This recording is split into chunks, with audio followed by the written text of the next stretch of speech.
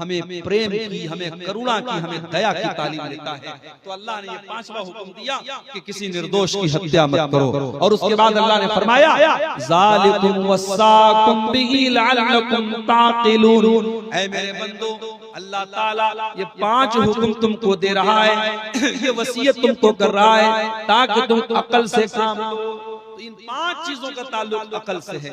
जो इंसान अल्लाह के साथ शिर्क करता है, इसका मतलब उसकी खोपड़ी काम नहीं कर रही है। जो इंसान अपनी औलाद को कत्ल कर रहा है, इसका मतलब कि वो अपनी अकल से काम नहीं ले रहा है। जो अपने माँ बाप को तकलीफ पहुंचा रहा है, वो अकल से काम नहीं ले रहा है। जो जिना कर रहा है, बेहयाई का काम कर रहा है, वो अकल से काम नहीं ले रहा है। और इसी तरीके से मेरे प्यारे साथियों, जो इंसान किसी निर्दोष की हत्या कर दे, वो भी अकल से काम नहीं ले रहा है। अब और आगे बढ़िए, हमारे पास 2 आयतें और हैं, और उन 2 आयतों में जो दूसरी आयत है उसमें अल्लाह ने 4 बातों का हुक्म फरमाया, वला तक़रबू मालल यतीम, यतीम के माल के करीब मत जाना।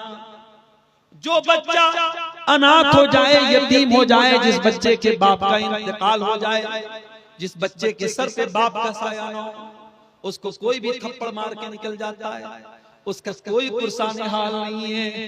जिस बच्चे का कोई पुरसाने हाल नहीं है, अल्लाह रब्बुल आलमीन उसके हुकूक की जिम्मेदारी ले रहा है। अल्लाह फरमा रहा है, खबरदार यतीम के माल के करीब भी मत जाना।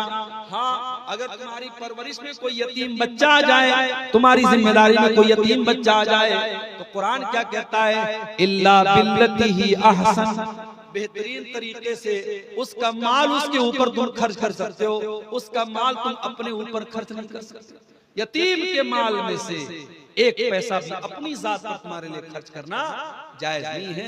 यतीम के माल के करीब नहीं जाओ। उसके बाद 7वां हुक्म फरमाया, वअऊफुल कैल वल मीज़ान बिल क़िस्त। और ऐ मेरे बंदो, जब कोई सामान नाप करके दिया करो, तौल करके दिया करो, तो पूरा पूरा तौल करके दिया करो। सामान जब नाप तौल करके दो तो पूरा पूरा नाप तौल करके दो, उसमें कमी मत करो। मेरे प्यारे साथियों, ये सिर्फ नाप तौल की बात नहीं है। कारोबार में जितने चीटिंग के, फ्रॉड के तरीके हैं, वो सब इसके अंदर शामिल हैं। अभी हम लोग कार से आ रहे थे, जामताड़ा से हमारी गाड़ी गुजरी, तो हमारे भाई ने कहा कि जामताड़ा तो बड़ा बदनाम इलाका है, एटीएम चोरी में और साइबर क्राइम में जामताड़ा का नाम ज्यादा लिया गया। और माफ कीजिएगा, जब साइबर क्राइम और एटीएम चोरी की बात आती है, तो अपना मुसलमान भाई भी उस मैदान में हमको पीछे नजर नहीं आता है। कुरान की आयत